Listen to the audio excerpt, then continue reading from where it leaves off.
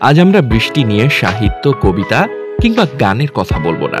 আমাদের আজকের আয়োজন বৃষ্টি পানি, মানব দেহের উপকারী দিক নিয়ে। চলুন দেখে নেওয়া যাক বৃষ্টির পানিতে কি রয়েছে। হজম শক্তি বাড়ায়। বৃষ্টির পানিতে রয়েছে অ্যালকালাইন, যা অ্যাসিডিটি কমিয়ে হজম শক্তি বাড়াতে সাহায্য করে। এছাড়া অ্যালকালাইন ক্যান্সার কোষের বৃদ্ধি রোধ করে। ক্যান্সার রোগীদের ক্ষেত্রে অ্যান্টিঅক্সিডেন্টের কাজ করে বৃষ্টির পানি। রাসায়নিক মুক্ত পানি। ট্যাপের পানি জীবাণুমুক্ত করতে ক্লোরিন ব্যবহার করা হয়, আর ফ্লোরাইড আসে মাটির নিচ থেকে। বেশি মাত্রায় ক্লোরিন বা ফ্লোরাইড পেটে গেলে গ্যাস্ট্রাইটিস, মাথা ব্যথার মতো সমস্যা বাড়ে। বৃষ্টির পানিতে ফ্লোরাইড বা ক্লোরিন থাকে না। কানের সমস্যা দূর করে।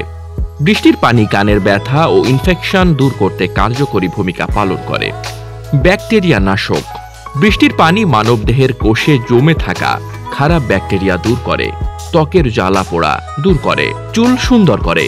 বৃষ্টির পানিতে রয়েছে প্রাকৃতিক অ্যালকালাইন, যা মাথার ত্বকে থাকা ব্যাকটেরিয়া এবং ময়লা দূর করে। এতে চুলের গোড়া মজবুত হয়।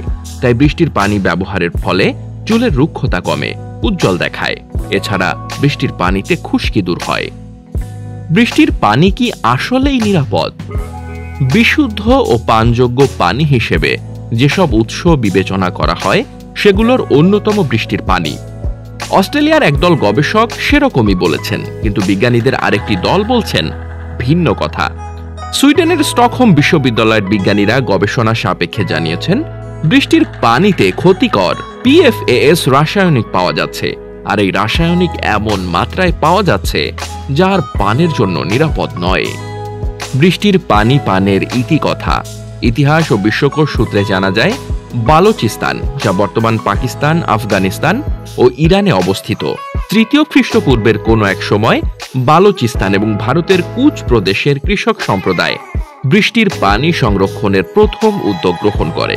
ওই পানি তারা কৃষিকাজে ব্যবহার করতেন। এছাড়া প্রাচীন তামিলনাড়ুতে চোল সাম্রাজ্যের রাজারা বৃষ্টির পানি সংরক্ষণ ও ব্যবহার শুরু করেন।